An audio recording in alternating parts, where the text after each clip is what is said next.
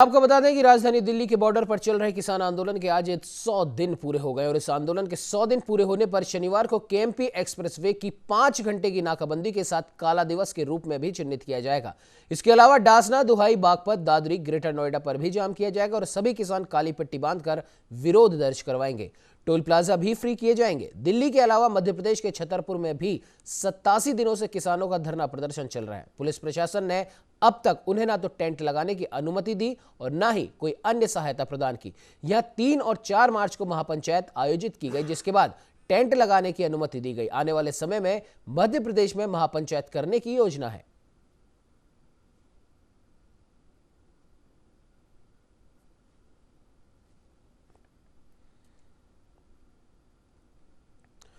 तो मैं आपको बता दें कि कृषि कानूनों के विरोध में किसानों के आंदोलन को अब 100 दिन पूरे हो चुके हैं और आज केएमपी एक्सप्रेस वे की 5 घंटे की नाकाबंदी रहेगी। आपको बता दें कि अभी तक किसानों के संगठनों में और सरकार के बीच में अब तक 11 दौर की बातचीत हो है, लेकिन अभी तक कोई हल नहीं निकला। इस बीच संसद में पीएम मोदी के द्वारा यह कह दिया गया था कि ये कानून ऑप्शनल है, यानी कि वैकल्पिक है। उसके बाद भी किसान सिर्फ और सिर्फ एक ही बात पर अड़े हैं कि इन कानूनों की वापसी हो। तो वही इस खबर पे ज्यादा जानकारी के लिए हमारे साथ हमारे वरिष्ठ संवाददाता रमेश पुरोहित फोन लाइन पर जुड़ चुके हैं। रमेश जी, 100 दिन किसान आंदोलन को पूरे हो चुके हैं और इस 100 दिन के अंदर अंदर कई सारी चीजें किसान आंदोलन के तहत हमें देखने को मिली। फिर भले ही वो लाल किले पर हुई हिंसा का मामला हो या फिर 160 से भी ज्यादा किसानों की मृत्यु का मामला हो, तरह तरह की चीजें इस किसान आंदोलन में उठाई भी गई। और आज इन 100 दिन के बाद में किसानों ने केएमपी एक्सप्रेसवे को जाम करने की चेतावनी दी है और साथ ही साथ कई और जगह वो धरना प्रदर्शन करेंगे और टोल प्लाजा को भी फ्री करवाएंगे। क्या कुछ कहना चाहेंगे? जी उमंग, सही कह रहे हैं कि किसान आंदोलन को 100 दिन पूरे हो चुके हैं और इस 100 दिनों में देश और दुनिया ने बहुत सारी चीजें इसमें देखी है। इसके विभिन्न पहलू भी उभर करके सामने आए और जहां तक जो राकेश टिकैत का इस आंदोलन को और लंबा खींचने की नीयत से जो वो गतिविधियां कर रहे हैं या जो वो आंदोलन की रूपरेखा तय कर रहे हैं, लोगों ने उनको नकार दिया है, जनता ने उनको नकार दिया है। और इस 100 दिनों के भीतर देश में राजनीतिक पृष्ठभूमि से जुड़े अगर आयाम की अगर बात करें तो कई राज्यों में उपचुनाव हुए हैं। उपचुनाव ही नहीं, स्थानीय निकाय के चुनाव में भी बीजेपी की जो शानदार सफलता मिली है, चाहे गुजरात हो या अन्य जगहों की, तो वहां पर जो परिणाम उभर करके सामने है वे भी इस किसान आंदोलन की हवा निकालने के लिए बहुत जो है एक संकेत दिखता है। क्योंकि स्थानीय निकाय के चुनाव में ग्रामीण पृष्ठभूमि से जो जुड़े जो लोग होते हैं वह मतदान करते हैं और ग्रामीण पृष्ठभूमि चूंकि जो है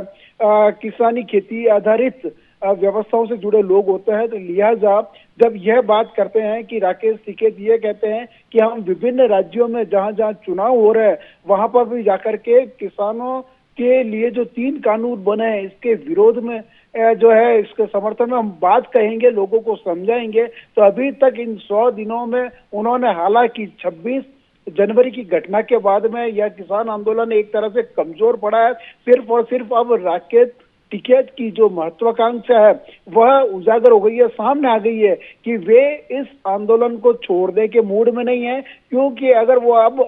आज की स्थिति में अगर वो उनको उस आंदोलन को अगर छोड़ते हैं, स्थगित करते हैं या समाप्त करते हैं तो उनकी एक जो पहचान है, एक आइडेंटिटी है, उसके साथ में भी जो सवालिया निशान खड़े होते हैं। लिहाजा वो भी अब इस आंदोलन को किसी भी रूप में किसी भी स्तर पर छोड़ने के मूड में नहीं है। और जहां तक सरकार की बात है, सरकार ने संसद से लेकर सड़क तक अपनी बात को कहा है। प्राइम मिनिस्टर नरेंद्र मोदी जहां पे भी जाते हैं अब वे चूंकि किसान के विषय पर ज्यादा बोलते हैं। अभी पिछले दिनों सार्वजनिक सभाओं में जहां जहां वो गए हैं, किसान आंदोलन, किसान कानून से बारे में उन्होंने जो विचार है वो लोगों से सीधा इंटरेक्ट किया है। लिहाजा यह आंदोलन अब एक अलग तरह का रूप लेता हुआ जा रहा है। हालांकि जो टोल टैक्स की जो है उसको रोकना है या अन्य जो गतिविधियां आंदोलन की जो विभिन्न पैरामीटर्स होते हैं उसके ऊपर वो भले ही करे, लेकिन वो बहुत कम लोग हैं जो कि इस आंदोलन के समर्थन में। और जहां तक कि इसका पॉलिटिकल एंगल देखें तो पॉलिटिकल एंगल ने साबित कर दिया कि विरोधी दल इन आंदोलनों के पीछे खड़े होकर के अपनी राजनीति कर रहे थे, चाहे वो कांग्रेस हो या वामपंथी दल हो। और जहां तक वामपंथी दलों की बात है, आजादी के बाद से दो बड़े आंदोलन हुए थे, 47 से 51 तक का और 67 का। तो उसमें वामपंथी विचारधारा के जो लोगों ने आगे बढ़ करके किसान आंदोलन किए थे, उनके परिणाम भी आए थे। किसानों के हितों की रक्षा के लिए कानून भी बने थे। लिहाजा जहां तक आंदोलन की बात है, आंदोलन करना हर किसी लोकतांत्रिक व्यवस्था में जो है वर्ग का, समाज का एक अधिकार होता है, लेकिन वह अधिकार उस सीमा तक न चला जाए कि जो लोग हैं वो प्रभावित हो। तो किसान आंदोलन जो 100 दिन पूरे कर चुका है, इसकी सफलता या असफलता का आकलन बाद में किया जाएगा, लेकिन हाँ, इतना जरूर तय है कि इन 100 दिनों में देश की जनता ने बहुत कुछ भुगता है उसके लिए, और वे भी इसके बारे में, अच्छा, वो जो आंदोलन करने वाले किसान है और जो समर्थन में खड़े हैं, समर्थन में जो किसान खड़े हैं, उनकी भी बात को भी सुना जाना चाहिए कि ये जो कानून बने हैं वह उन किसानों के लिए कितना लाभकारी होगा, जब एक व्यक्ति या एक किसान अपनी जगह से किसी और जगह पर अच्छे दामों पर अगर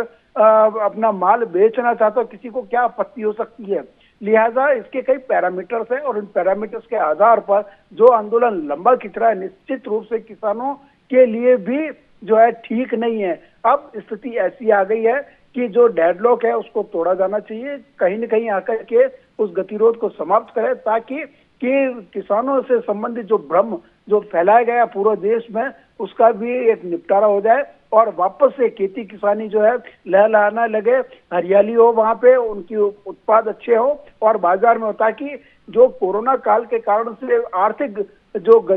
चक्र जो रुक गया था, इंडस्ट्रियां भी ठप पड़ी थी, तो खेत और इंडस्ट्री दोनों मिलकर के अगर अच्छा सा एक उनमें सामंजस्य हो जाए, सहयोग हो जाए, तो आने वाला जो समय है, जिसमें कि कई बार प्राइम मिनिस्टर ने कहा कि आपदाओं में भी अवसर को तलाशा जा सकता है। लेकिन पुरेश जी, माफ कीजिएगा, बीच में आपको इंटरप्ट कर रहा हूं। इस पूरे आंदोलन का ठीक है अपना एक मकसद था। जब ये आंदोलन शुरू हुआ था तब पूरा देश इन किसानों के साथ में था, और फिर कह सकते हैं देश का अन्नदाता है, और अन्नदाता का साथ तो कौन नहीं देना चाहता। लेकिन जैसे जैसे ये आंदोलन आगे बढ़ता गया, वैसे वैसे इस आंदोलन के पीछे की मंशा सामने आती गई। टूल किट भी इस आंदोलन से जुड़ी, लाल किले की हिंसा भी इस आंदोलन से जुड़ी, और राकेश टिकैत का राजनीतिक मकसद भी इस आंदोलन से जुड़ा हुआ है, जो अब साफ तौर पर देखा जा रहा है। और जैसा कि अभी आपने भी कहा कि कई राजनीतिक पार्टियां अपने अपने राजनीतिक हित इस आंदोलन से साधने में लगी हुई हैं, फिर भले ही वो देश की सबसे पुरानी पार्टी कांग्रेस पार्टी हो, जिसका अस्तित्व ही आज एक सवालों के घेरे में है, या फिर दिल्ली की आम आदमी पार्टी हो, या फिर कोई अन्य पार्टी हो। लेकिन इस आंदोलन का सबसे बड़ा सवाल पुरोहित जी यही है कि सब लोग कह रहे हैं कि ये कृषि कानून जो भी इसके विरोध में है, ये कृषि कानून एक काले कानून है। ठीक है, मान लिए, एक बार को उनकी बात मान भी लेते हैं कि ये काले कानून है और इससे किसानों की आय बढ़ेगी नहीं बल्कि घटेगी, और जो भी बात वो कह रहे हैं कि एक बार को अगर वो मान लेते हैं, तो जब प्रधानमंत्री नरेंद्र मोदी देश की संसद से ये ऐलान कर चुके हैं कि ये वैकल्पिक हैं, आपको लेने हैं तो लीजिए, नहीं लेने तो मत लीजिए, जिस राज्य को ये कानून लागू करने हैं वो करे, जिस राज्य को लागू नहीं करने हैं वो मत करे, जिन किसानों को कॉन्ट्रैक्ट फार्मिंग करनी है वो करे, जिन्हें नहीं करनी है वो ना करे, तब इस आंदोलन का क्या औचित्य रह जाता है, और फिर इस बात के बाद भी क्यों इस आंदोलन को जारी रखा गया है?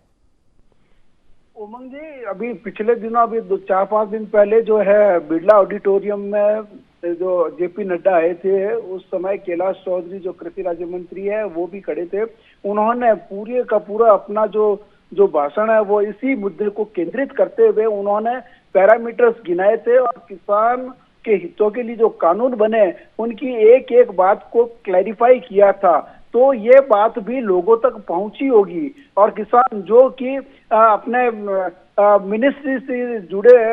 डिपार्टमेंट ऑफ हेड होता है, जो कृषि मंत्रालय को चलाता है, उसका हेड अगर इस तरह से अगर बात करके लोगों को समझाए तो समझ में आती है। लेकिन राकेश टिकैत या उससे जुड़े अन्य लोग जो कि विरोधी दलों की भूमिका में खड़े रहते हैं, विरोधी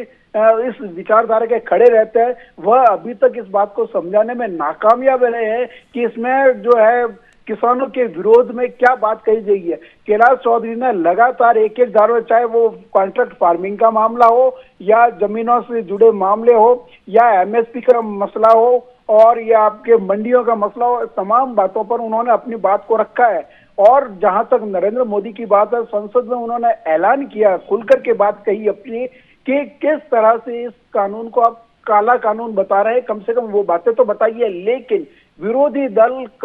आज तक इस 100 दिनों में कभी भी यह बात बताने को सामने नहीं आया कि ये जो चीजें है, और जिन बातों का ये विरोध कर रहे हैं पंजाब सरकार, उन्हीं चीजों को वो लागू कर रही है। और जब अशोक गहलोत की अगर बात करें, दोहरे मापदंड जो कांग्रेसी सरकारों के, कांग्रेसी नेताओं के उभर करके सामने आते हैं। यही कांग्रेस दल था जब चुनाव लोकसभा के जो होने वाले थे, उस समय मैनिफेस्टो जो घोषित किया गया, उनमें किसानों के सुधार के लिए जो बातें कही गई थी, जो योजनाएं जो तय की गई थी, ये वादे इरादे किए गए थे, कमोबेश इसी तरह के थे। और मोदी सरकार ने उन्हीं विचारों को आगे बढ़ाते हुए मूर्त रूप दिया है। लिहाजा जब विरोधी दलों की भूमिका में आप होते हो तब अलग बात कहते हो, और जब सरकारों में होते हो तब अलग तरह की बात तो कहते हो। मतलब ये साफ हो चला है रमेश जी की अब इस आंदोलन का कोई औचित्य नहीं रह गया है, और अब ये सिर्फ और सिर्फ अपने अपने राजनीतिक हित साधने की एक सबसे बड़ी वजह विपक्षी पार्टियों को, राकेश टिकैत जैसे तथाकथित किसान नेताओं को एक बड़ा, एक हम कह सकते हैं कि हथियार मिल गया है अपने अपने राजनीतिक हित साधने का। और जाहिर सी बात है, जैसे कि हमने पहले भी इस बारे में चर्चा करी थी कि किसी एक व्यक्ति के पीछे या किसी एक राजनीतिक पार्टी के पीछे इतना भी नहीं पड़ना चाहिए कि और सारी बातें पीछे छूट जाए। फिलहाल खैर अब देखने वाली बात ये होगी कि आज 100 दिन इस किसान आंदोलन का हो चुके हैं, और क्या कुछ अब आगे इस आंदोलन में हमें और देखने को मिलेगा। फिलहाल इस खबर पर तमाम जानकारी देने के लिए पुरेश जी आपका बहुत बहुत धन्यवाद। आप बने रहिए हमारे साथ।